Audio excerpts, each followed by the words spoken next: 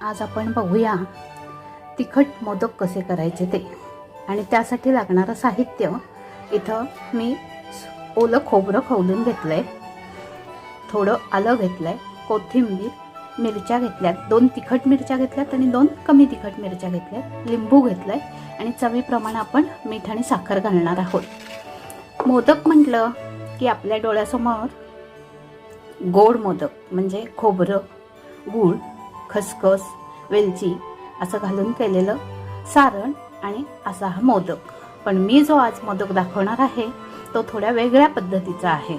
चला तर मग आपण आज बघूया तिखट मोदक कसे करायचे। तिखट मोदक का तर डायबिटीज असलेल्यांनाही खायला मिळतील, म्हणजे ज्यांना मधुमेहाचा त्रास आहे, गोड खायचं नाही आहे पण मोदक खायचे तर त्यांना हे मोदक खायला मिळतील। आणि ज्यांना गोड आवडत नाही त्यांच्यासाठी हे मोदक आवडीचे होतील, म्हणून तुम्हाला मी हे नवीन प्रकारचे तिखट मोदक दाखवणार आहे। मोदक करण्यासाठी त्याचं जे सारण करायचं आहे त्यासाठी मी इथे मिक्सरचं भांडं घेतलंय आणि त्यामध्ये हे खोबरं घालू आणि आता आपण ही चटणी वाटून घेणार आहोत। आणि हे मोदक करण्यासाठी जे पुरण लागणार आहे म्हणजे जी चटणी लागणार आहे ती आपली ही चटणी तयार झालेली आहे। आणि आपण बघू शकता ही चटणी अशी मोकळी मोकळी राहायला उकड करायची। त्यासाठी मी इथं एक पातेलं घेतलंय, त्याखाली गॅस लावणार आहे आणि त्यामध्ये या वाटीनं 2 वाट्या पाणी घालणार आहे।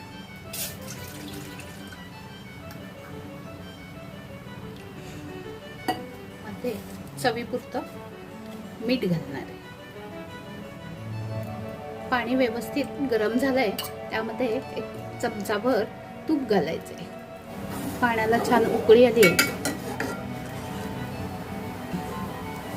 आता यामध्ये 2 वाट्या ह्या वाटीनं पाणी घेतलं होतं म्हणून ह्या वाटीनंच 2 वाट्या तांदळाचं पीठ घालणार आहे आणि गॅस बारीक करून पीठ घालायचे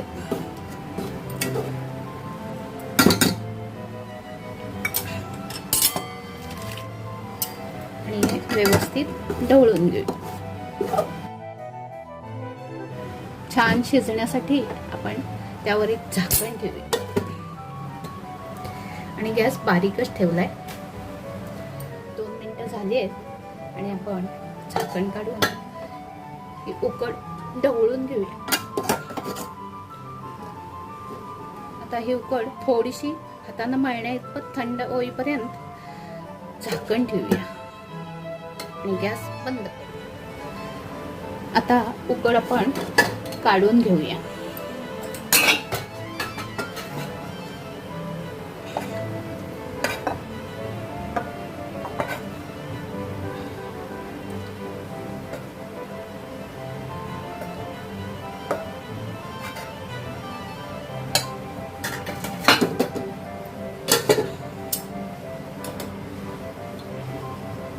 आणि पाण्याचा हात लावून मळून घेऊया।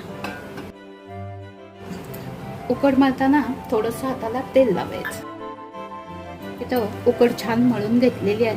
आता आपण त्याचे मोदक करण्यासाठी एक गोळा करून घेऊया आणि हाताला थोडंसं पीठ लावून याची आपण पारी करून घेऊया। ही पारी व्यवस्थित झाल्यानंतर यामध्ये जी आपण चटणी करून घेतली होती ती भरणार आहोत आणि याचा मोदक करून घ्यायचा आहे। आणि अशा प्रकारे आपण सगळे मोदक करून घेऊया। उकडण्यासाठी इथं मी पाणी उकळत ठेवलंय आणि हे आपले तयार झालेले मोदक या चाळणीमध्ये मी एक प्लास्टिक पेपर घातलाय आणि त्यावर उकडण्यासाठी ठेवायचे। आता हे मोदक उकडण्यासाठी यामध्ये ठेवू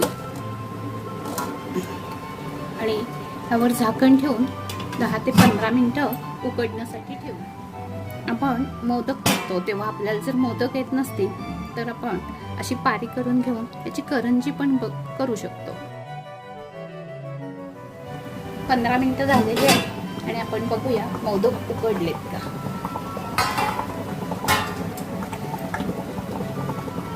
छान उकडून झालेले आहेत आणि आपण बघू शकता आपले मोदक, तिखट मोदक व्यवस्थित उकडून झालेले आहेत.